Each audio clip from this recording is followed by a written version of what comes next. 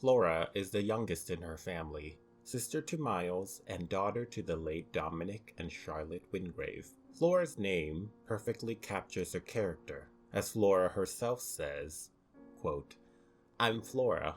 That means flower, Latin. Flowers are usually associated with young girls, beauty, and innocence, all traits of which Flora herself has, but flowers also have associations to death and funerals. Flora is surrounded by death, and not only that, even the dead seem to take an interest in her, as she's the character on the show that the dead seem to interact with the most. Her last name even has allusions to death, with the word grave being in her surname. But the name Wingrave itself has roots to Old English, with a loose translation to, quote, the grove of the heathen temple. The subject of ancient traditions and past ancestors plays a significant role in the story of Bly Manor, especially when it comes to death, funerals, and spirits. Another sign that Flora is associated to death is her hobby of charcoal rubbings. In a scene with Danny Clayton, Flora is seen making grave rubbings at the small cemetery at Bly, demonstrating her familiarity with death. Flora is sweet-natured and cares deeply for others. She's also very curious, intelligent, and trusting. This will lead her into trouble in the story of Bly Manor. Before the death of her parents, Flora lived a very idyllic life. She was born into a life of privilege and was pampered and well loved by all around her. But the deaths of her parents changed everything, and the following series of unfortunate events leads Flora into danger with forces beyond her comprehension and control. Audiences first meet Flora at Bly Manor. She's first seen playing with the dolls, which she calls Talismans. She is sitting by the lake when Danny Clayton approaches her. Flora is audibly singing "Oh Willow Valley." When Danny interrupts her to comment on how beautiful the song is, Flora is confused and asks Danny, quote, "What song?" Already this is a clue that something is off, and there may be something more going on with her. Flora changes the topic and introduces herself to Danny. Clearly, Flora is very articulate and friendly. When Danny comments on the Talismans, Flora tries to dismiss them as, quote, "just a silly thing." This will prove to be a bit of a lie, because Flora clearly believes that the Talismans are important. Next, when Danny comments on how beautiful the lake is, Flora again dismisses it, saying, quote, "Oh, you mustn't. It really is just a smelly old pond." Again, we see that Flora tries to distract Danny and downplays significant objects and locations. Here, we see that Flora uses her perceived girlish innocence as the diversion. Flora can be quite duplicitous and is often hiding secrets. Now, the rest of the day goes by relatively normal, until bath time. As Danny watches over Flora as she's bathing, Flora sees the butterfly clip in Danny's hair. Her tone immediately shifts to one of shock and uncharacteristic seriousness. Flora comments that Danny should not be wearing it, for it doesn't belong to her. This flusters Danny, but Flora strangely looks off over Danny's shoulder. She again suddenly changes her tone to one of nonchalance and says that it's fine for Danny to wear the hair clip. Again, we see Flora being deceptive and is obviously hiding secrets. This will be a constant thread in Flora's story, and she will shift from innocence to shrewd manipulation seamlessly. Right before bedtime, Danny finds one of Flora's talismans under her dresser. When she goes to move it, Flora quite sternly tells her to put it back. Quote, "She stays there." Again, she shifts from childish playtime to stern seriousness abruptly. As Danny tucks Flora into bed, Flora gives Danny a warning, saying that she must stay in her room during the nighttime, and that she must not go walking around the house when night falls. Danny is perplexed, but tells her that she will try for tonight, dismissing Flora's stern warning as a strange rule the kids must have made up. Danny will come to learn in time that Flora was very serious with her warning, and that this was not a childish whim.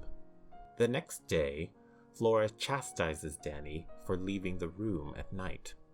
This is curious, because how did Flora even know that Danny had left her room to wander?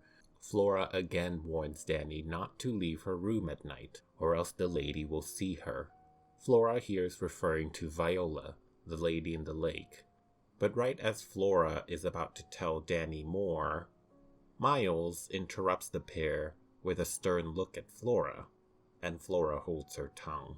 Later that night, as Flora is being tucked to bed by Danny, they share a very tender moment, and Flora tells Danny that Danny is perfectly splendid.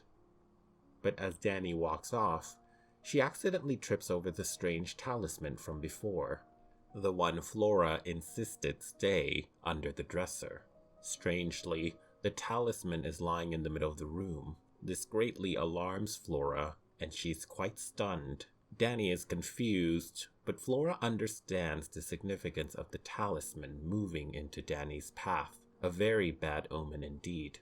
In tandem with Miles, the Wingrave children come up with a story. Miles asks Danny to get him an electric fan from Flora's closet. Danny is a bit skeptical, but Flora chimes in and encourages her to get it. With Danny in the closet, the children suddenly lock the door with Danny trapped on the other side. They purposefully ignore her pleas for release, and as the camera pans out, it shows that the children aren't even in their rooms anymore. Sometime later, Flora and Miles releases a very distraught Danny from the closet. She's very upset with the children, but they can only offer disingenuous excuses as to what happened. And while they seem to be genuinely apologetic, they do refuse to tell her the truth. Now, it is revealed later that the children had locked Danny up to protect her from Viola, the lady in the lake. Miles and Flora does something very similar again in episode 4. When Danny is once again wandering the house, Flora is woken in the middle of the night. Flora examines her dollhouse and finds that Viola too is wandering the house. Together with Miles, Flora is able to locate Danny and distracts her long enough to keep Danny out of Viola's path, saving her life. It is also significant to note that it was Flora who got Miles to return to Bly Manor with her note. The note had visual hints as to what was happening at Bly. Flora crying, with a sad-looking Miss Jessel, and a strange-looking grinning Peter Quint. Peter is drawn large, and he's looming over Flora and Rebecca. The words, "Come home," urges Miles to return to Bly. As mentioned before, Flora has a deep fascination with creating what she calls talismans. These talismans are essentially dolls, but with a distinct purpose for protection, rather than just for play and imagination. This is something that she learned from her mother, Charlotte Wingrave. In episode 6, The Jolly Corner, Charlotte tells Flora about the talisman, saying that they protect people and it keeps them happy. This provides insight as to why Flora makes these talismans. She does it out of love and care for those around her. She hopes it will keep them safe and happy, but sadly Flora comes to learn that the talismans do not work. In episode 2, Danny asks Flora about a talisman, asking if she was going to hang it in her room for protection. Quite forebodingly, Flora responds that she had taken them down because they do not work. Now, while the talismans don't work in the way that Flora had hoped, they actually do serve a purpose of being a sort of protection. A warning for Flora as to the locations of both the living and the dead. In Flora's room, there's a very accurate miniature of Bly Manor itself, a dollhouse that was commissioned and gifted to Flora by her quote-unquote uncle, Henry Wingrave. Flora had populated the dollhouse with her talismans, making talismans of everyone who lives in the house. But she has also made additional talismans of other unseen people. It is revealed later in the show that these mysterious extra talismans are made to represent the other ghosts that are trapped at Bly. Flora had made these talismans because she can see these ghosts alongside living, regular people. She is quite comfortable with seeing these beings and is unafraid, except for, of course, Viola, the lady in the lake. Flora is the only character who seems to interact with the ghosts on a regular basis. When she plays hide and seek with Miles and Danny, Flora hides in the attic where she hides behind an old trunk. To entertain herself as she waits, Flora begins to hum the melody of the song from her mother's old music box, O Willow Alley. Behind her, a strange lumbering form can be seen. A strange figure begins to join Flora and attempts to vocalize with Flora, raspily humming the old song. As this unknown person starts to get horrifically louder and louder, the hums turn into groans and moans. Flora nonchalantly turns around to shush her. A shot of this person is shown to be a faceless woman, dressed in historical garb. It is revealed later that this is Perdita Lloyd, who lived at Bly over a century ago. Back to episode 6, The Jolly Corner. In a memory, Flora relives the time where she meets a mysterious faceless boy. Flora is woken by a strange presence at the foot of her bed. When she turns to look, the boy ducks under the bed to hide. She gets up to find him, but he moves to leave Flora's room. She calls out to him, and he stops. Flora turns him around slowly, only to find the boy is missing a face, revealing a blank-like, doll-like visage. Flora screams and runs away in fear to find her mother. This is the first time Flora has seen a ghost, and this was years before the events of Bly Manor, showing that Flora has been able to see those spirits that have been trapped at Bly since she was just 5 years old. The events of the show takes place when Flora is 8.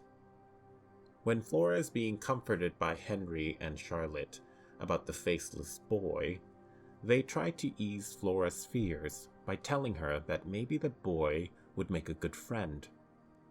When Flora is hesitant because how would the boy be her friend if he can't tell her his name, Henry Wingrave says something very interesting. He tells Flora that when he was little, he too had a friend, a soldier that lived at Bly Manor. Henry was very frightened of him until he gave the soldier his own story. Henry reassures her that the soldier was very happy to be given a story. This is very interesting because it shows that when Harry was a young boy, he too saw spirits that were trapped at Bly. The now adult Henry Wingrave disregards his childhood memories as just that, childhood fantasies and imagination. But most likely, this soldier was one of the unfortunate souls who has died at Bly and has been stuck there throughout the century since Viola's curse. Henry's story eases Flora's fears, and she is resolute on becoming friends with the boy, who she will name and give a story to. Later, Flora does indeed go to look for the boy, who is hiding amongst antique dolls. Flora apologizes to him, saying that she was rude to be scared of him before. She befriends the boy and decides to give him a story of his own. She also takes the face off of one of the antique dolls and places it on his face so he can regain some of his own identity. Flora is very empathetic here, and even as a young girl, at the age of 5, feels compassion for everyone around her. This is a great trait to have, but it will make her vulnerable to manipulation from more nefarious individuals who will exploit her kindness. Luckily, this boy is quite benign and is a helpful spirit. He's the one who has been giving Flora warnings when Viola is on the move. He does this by moving the talismans around in the dollhouse, essentially giving Flora a pretty accurate representation and update on where everyone is in the house. This is how Flora knew that Danny had left her room at night, and that Viola was roaming around the house. Unfortunately, there are multiple spirits who have more insidious intentions and are using Flora to their own ends. These spirits are hidden, but ever present and ever plotting.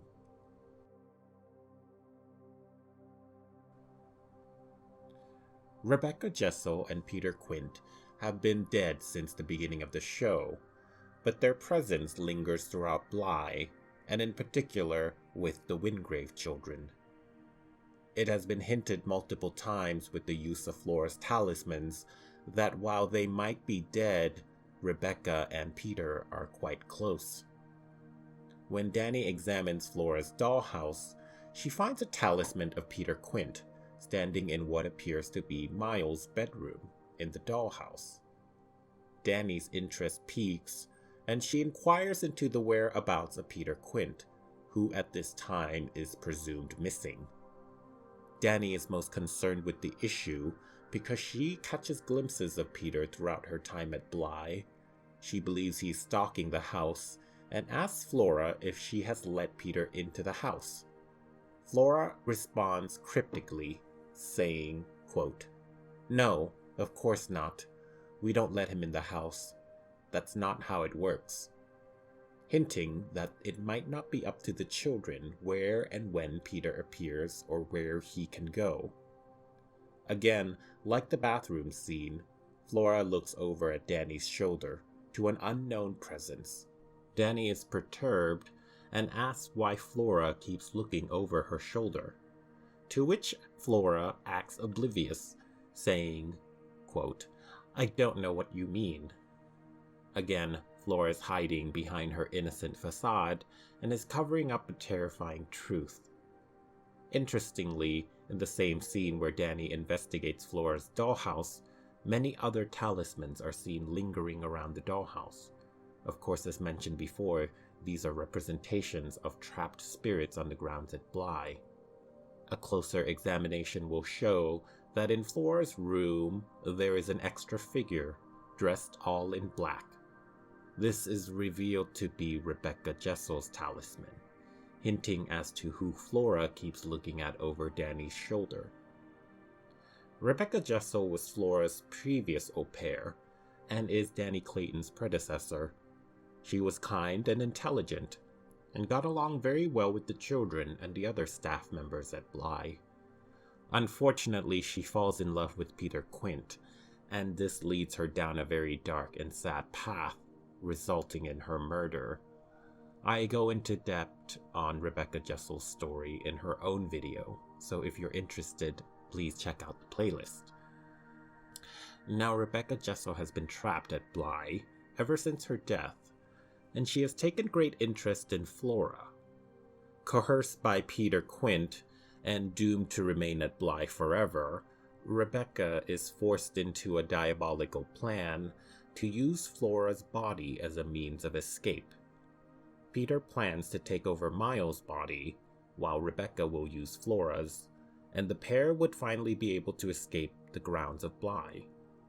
Part of the plan is to train the children to be more compliant to their body-snatching scheme. Peter and Rebecca do this by promising the children that they would be able to reunite with their dead parents in blissful memories, which they refer to as being tucked away. While the children are reliving their memories, this will allow Peter and Rebecca to take over their consciousness and the use of their bodies. But Peter and Rebecca will require time and practice Periodically, Rebecca will tuck Flora away and take over her body, resulting in strange moments where Flora will go on her nightly walks.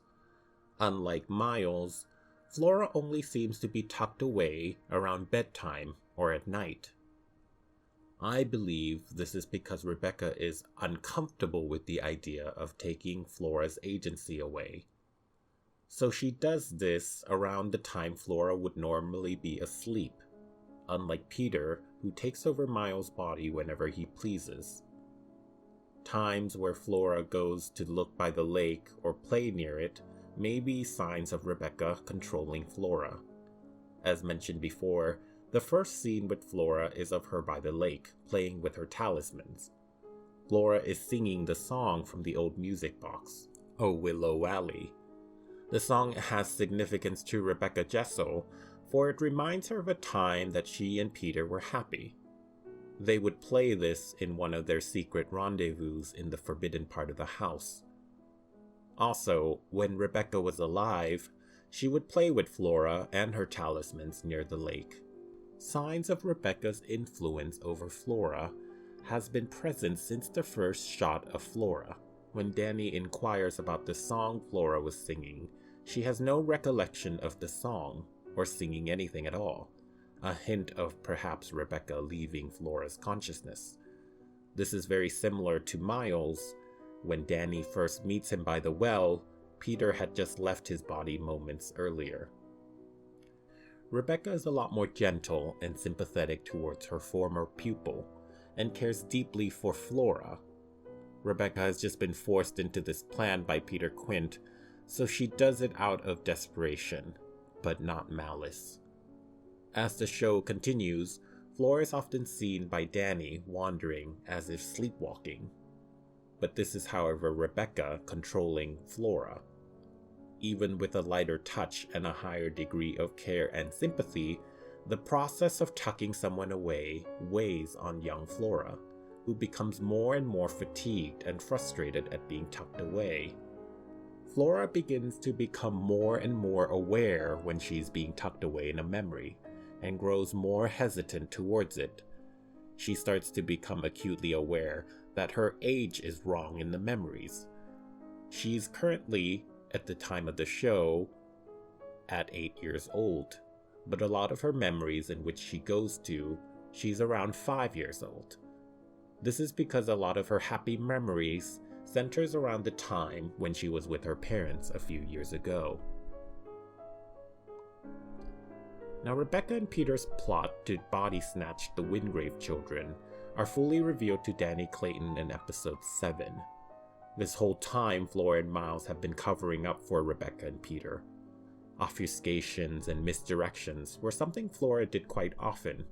For example, dismissing the lake as nothing of importance when it was in fact the site of Rebecca Jessel's death, and later revealed by Hannah to be where Flora herself found Rebecca's body. Right after Flora finds Rebecca's body, she sees Rebecca's trapped spirit crying out in despair by the lake. Ever since that moment, Flora and Rebecca have been in communication. Rebecca was always advising Flora on what to say to Danny Clayton to placate her. Rebecca would visit Flora at night to tuck her away. Luckily, Rebecca is not an evil person and not malicious. She's a woman in distress, a victim, trapped in a horrible situation. This drives her to do terrible things. But luckily for Flora, Rebecca comes to her senses and decides to work against Peter Quint.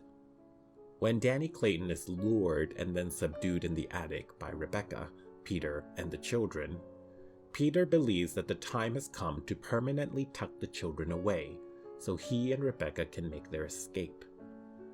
The children are hesitant at first, but Peter reassures them that they will no longer feel any pain and they will get to go live in their forever homes with their parents forever.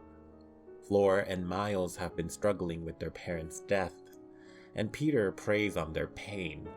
He promises that he will take all their pain and sadness away, and leave them only with happiness and time with their parents forever.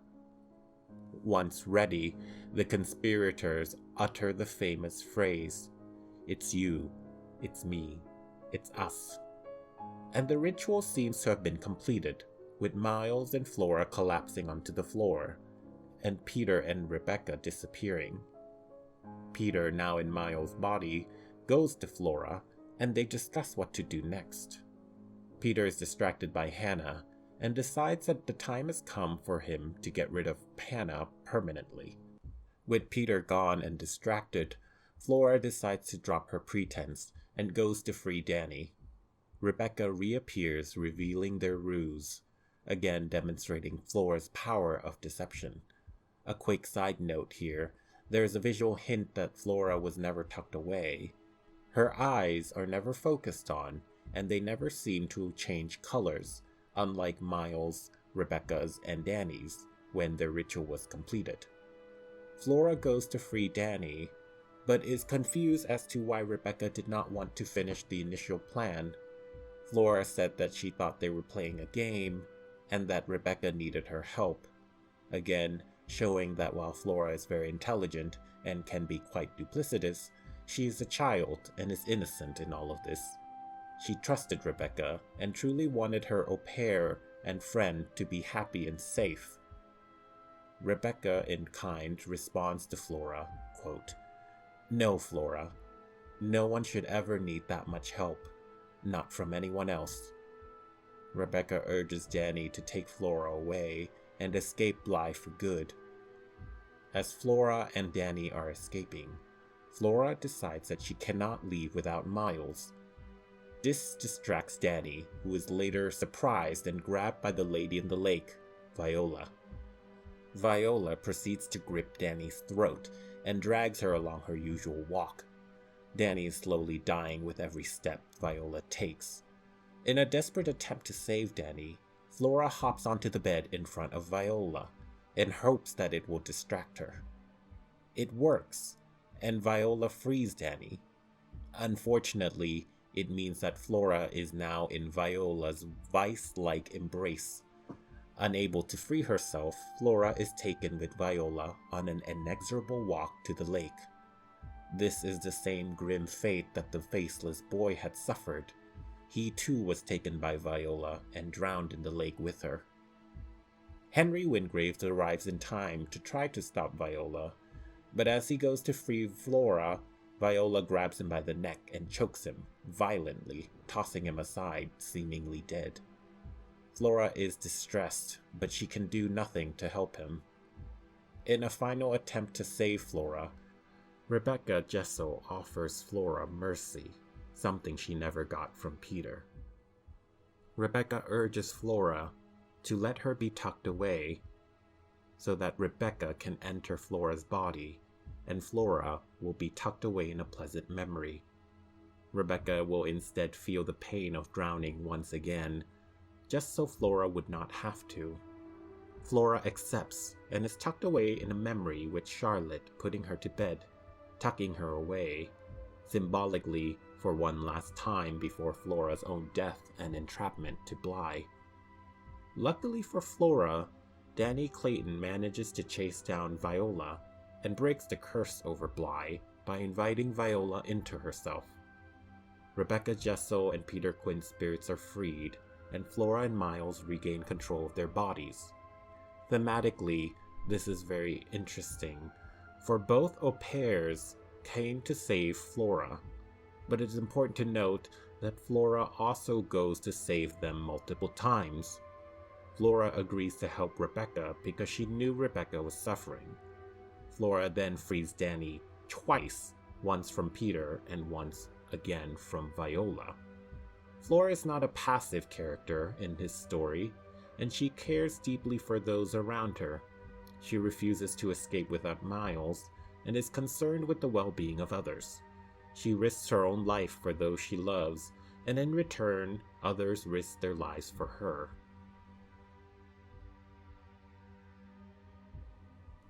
For someone so young, Flora Wingrave is wise beyond her years, a sad result of losing her parents so young. She demonstrates this multiple times in the show. One time in particular that is of importance, she tries to comfort Owen right after his mother had passed. She tells him, quote, "You're not dying, you know. When Mom and Dad died, I thought I was going to die too. I was sure of it. But then I thought, what if I was already dead, but no one else knew, and I was walking around dead, but everyone can hear and see me? That was dreadful. It only felt like dying, because actually I was still alive. You have to feel that way. I wasn't dead. I was just really, really sad. But then I learned a secret. I didn't even need to be sad anymore. Dead doesn't mean gone, so you don't need to be sad." The profound revelations Flora comes to about death shows how intelligent she is, and shows a level of maturity that belies her age. This statement is also a great foreshadow and a hint to the very nature of certain characters like Hannah, who is dead, but still can be seen and heard by those around her. Hannah is dead, but not at all gone. Flora's ability to see the dead also gives her insight that comforts her, but it also leaves her wanting. She knows that when someone dies, they're not truly gone in the sense that their spirit can still remain, but that also begs the question of where her parents are. Flora looks for her parents' spirit, but she cannot find them. In a quiet moment with Danny, Flora is doing her grave rubbings in the cemetery. Flora ponders about Owen's mother's body, and if her body will be at the funeral, which at first perplexes Danny. But Flora continues, explaining that when her parents died, they were far away and their bodies could not be retrieved, so they buried empty boxes at their funerals instead. They had to pretend that they were there, which is silly to Flora. Danny tries to comfort Flora by saying that her parents' love and memories will keep them here, at Bly and with Flora. But Flora disagrees. She responds, quote, "They're not here. I'm sorry, Miss Clayton. They're really not. I've looked and looked, but we can pretend if that makes you feel better." Again, Flora says this because she has seen the spirits of those who died at Bly. So in a literal sense, she believes that those who die are not gone. But what Danny is talking about is death and loss in a figurative sense. Flora has searched for her parents, and she could not find their spirits, which is why she was so easily manipulated by Peter and Rebecca. To reunite her family, Flora agrees to be tucked away forever. Now, ironically, this is what Danny was trying to explain to Flora all along, a lesson Flora will learn with time and experience. Unlike many characters on the show, Flora does get a happy ending. Luckily for her, her uncle, Henry Wingrave, survives Viola's attack and grows into his responsibilities as the children's surrogate father. It is revealed in the show that Henry is actually Flora's true biological father, is revealed in flashbacks and memories, and hinted at with the strange phone calls that Henry likes to make. He does this in hopes that he can hear Flora's voice, but he doesn't have the nerve to tell her the truth. Even by the end of the show, it is left unclear if Henry Wingrave ever reveals his true biological father status to Flora. But what is important is that Henry Wingrave accepts the responsibilities of fatherhood for not just Flora, but Miles as well. Henry is able to connect the children to Dominic and Charlotte in a meaningful way by keeping their memories alive with stories and sharing old memories with them. Near the end of the show, the Wingraves decide to leave England and move to America for a fresh start. This allows the children a chance at a whole new life, and luckily for them, memories of their time at Bly begins to fade. Their time with ghosts and hauntings were slowly forgotten. This is hinted to be unnatural and is probably linked to the mystical and supernatural of Bly Manor itself. a small but important atonement perhaps to spare the children from the horrible taint of Viola's curse. This is a direct inverse of what Viola's curse had done upon the poor spirits that were trapped at Bly. So many unfortunate souls were forced to remain tied to Bly Manor, and after decades, they slowly lose themselves to time. In Flora and Miles' case, though, their forgetting is a mercy, a chance to live again and regain control over who they want to be. Sadly, though, this means that Flora forgets about her au pairs, Rebecca Jessel and Danny Clayton, who saved her life and cared for her, but it allows her a chance to leave her tainted past behind. It is revealed in the final episode that the young bride who the narrator has been telling the story of Haunting of Bly Manor to has really been Flora this whole time. She has lost her English accent and even goes by her first name now instead of her middle name, Flora. She's found a man she loves and they're about to get married. She is beyond happy and she knows she's lucky, but there is lingering fear of losing him, hinting that there may be part of her past that has not completely been lost, a part of her that remembers the pain and possibility of losing a loved one. Thoughts of losing him bothers Flora, and her emotions gets the best of her, and she cries to the narrator, not truly even understanding why she's so emotional over something that hasn't even happened yet. The narrator, who is revealed to be the gardener Jamie, reassures her that there will be plenty of time with the one she loves, and that she will not have to worry about such things for a very long time. But when the time inevitably comes, there will be memories of him that will remain with her forever. It won't be easy, but it will be something to cling on to. This comforts Flora, and in some of the show's final scenes, Flora is dancing happily with Henry Wingrave from what appears to be after her wedding. Her brother Miles looks on happily. Flora's story begins with loss and death, but like a flower that can bloom even in the worst conditions, Flora perseveres with the help of her loved ones, living and dead. Luckily for Flora, she goes on to live a perfectly splendid life. Thank you for watching the video. If you liked it, please click the like button and subscribe, and leave a comment. Thanks again.